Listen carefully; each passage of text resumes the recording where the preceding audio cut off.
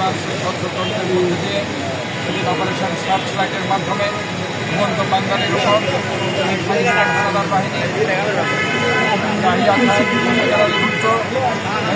সরবরাহ খানের নেতৃত্বে আমাদের শান্ত বাঙালির উপর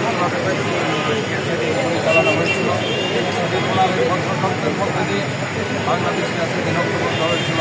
আবার কিশোর থেকে শুরু করে সবাই সেদিন ঐক্যবদ্ধভাবে শহীদ প্রেসিডেন্ট জিয়াউর রহমানের পরের দিন 26শে মার্চ আজকের এই দিনে কালুরঘাট বেতারঘাটা থেকে তিনি ঘোষণা দিয়েছিলেন, I major Zia to hereby proclaim the independence of Bangladesh. আমি মেজর জিয়া বাংলাদেশের স্বাধীনতা ঘোষণা করছি।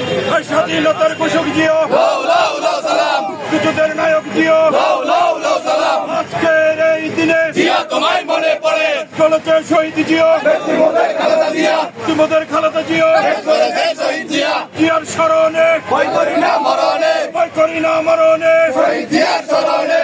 বারবার আমরা দেখেছি যে যুদ্ধের ইতিহাসকে লিখিত করা হয়েছে।